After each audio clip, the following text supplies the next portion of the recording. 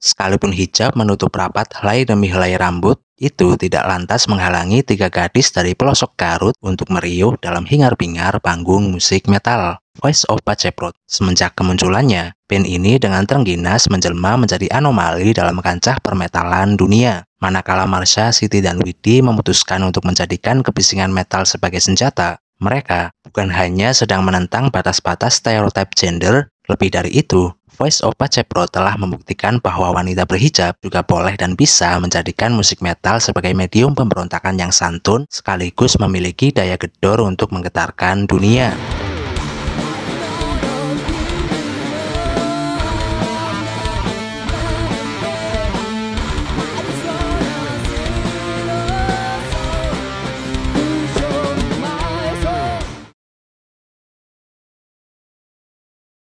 Perjalanan Voice of Paceprot dimulai dari ruang bimbingan konseling sekolah SMP swasta di Kecamatan Singajaya, Kabupaten Garut. Firda Marsha Kurnia, Siti Aisyah, dan Widi Rahmawati merupakan siswi-siswi bandel yang kerap bikin masalah di sekolah, sehingga menjadikan mereka pelanggan rutin yang keseringan mengunjungi ruang PK. Di dalam sepeta kecil ruang konseling inilah, ketiga siswi tersebut mendapat bimbingan khusus dari seorang guru bernama Ersa Eka Susila atau biasa dipanggil Abah. Sebagai seorang pendidik, Abah mengerti betul bahwa ketimbang memberikan hukuman nirguna ala oknum guru PK, ia lebih memilih mengarahkan Marsha, Siti, dan Widi untuk menggali bakat dan potensi yang tersembunyi melalui seni. Karenanya, mula-mula Abah mendorong mereka untuk bergabung dengan ekskul teater di sekolah bernama Lekok Teater Paceprot. Namun lantaran akting mereka terbilang payah, Abah menggeser peranan Marsha, Siti, dan Widi untuk menjadi pengiring musikal dalam gelaran teater tersebut.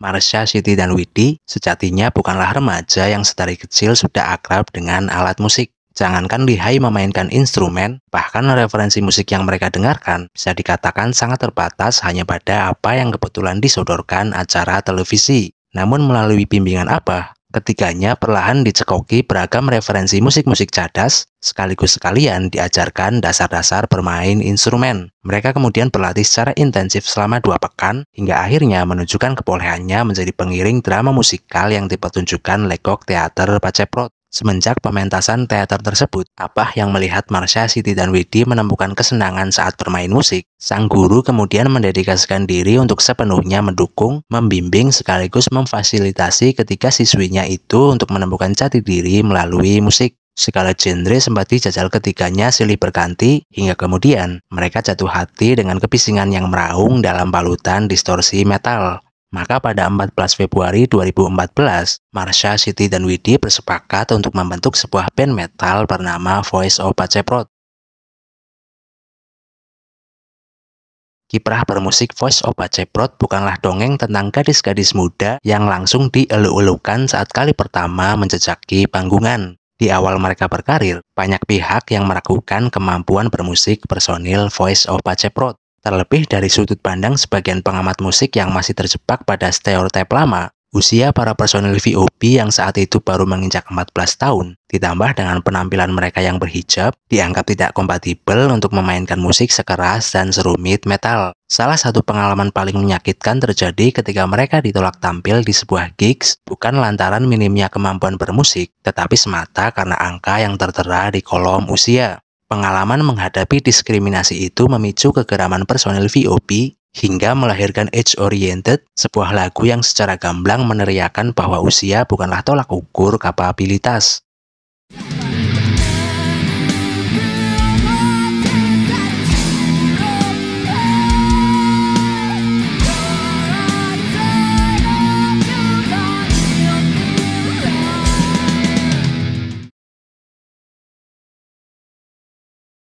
Tantangan yang dihadapi Voice of Paceprot ternyata jauh lebih dalam dari sekedar urusan usia atau selera musik. Di balik raungan distorsi yang mereka mainkan, tersembunyi pergulatan identitas yang tak kalah bising, menjadi perempuan di tengah belantara patriarki. Marsha, Siti, dan Widi tumbuh di lingkungan yang menjunjung norma konservatif, di mana takdir hidup perempuan seakan sudah digariskan bahkan sebelum mereka sempat memilih.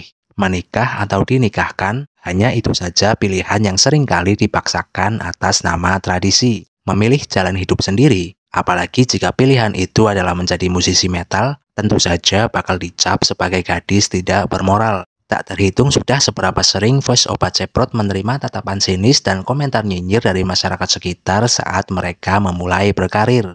Saking seringnya, personil VOP sampai kenyang sendiri karena terus-terusan menelan nyinyiran, hingga mereka mual-mual dan memuntahkan kemuakan itu lewat sepenggal karya provokatif bertajuk PMS, Perempuan Merdeka Seutuhnya.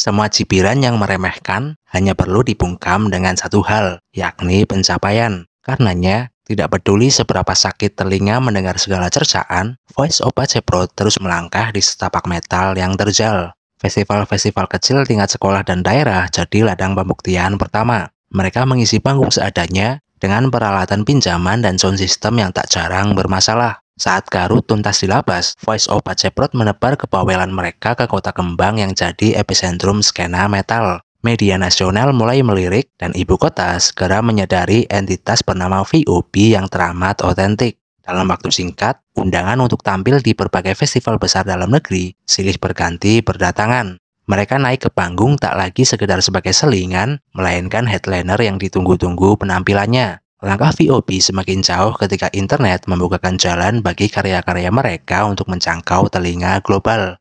Salah satu momen penting adalah ketika Tom Morello, gitaris Rage Against the Machine, memuji permainan mereka dan membagikan lagu Voice Opa Ceprot ke jutaan pengikutnya. Dari sanalah, gema nama VOP melintasi batas-batas geografi.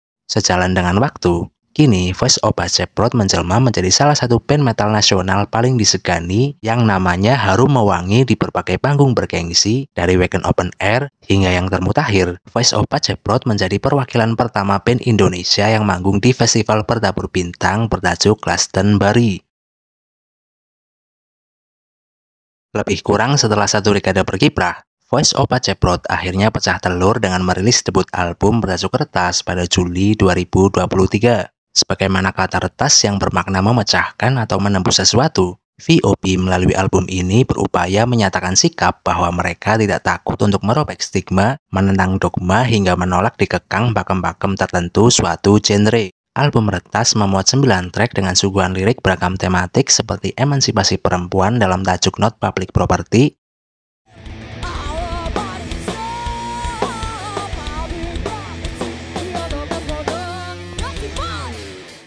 menyoal pendidikan lewat School Revolution, perihal krisis iklim yang mengancam dalam The Enemy of Art Issue, hingga What's the Holy Nobel Today yang mengecam kengerian perang, semua komplit sudah disuarakan dengan lantang oleh Voice Opa Ceprot.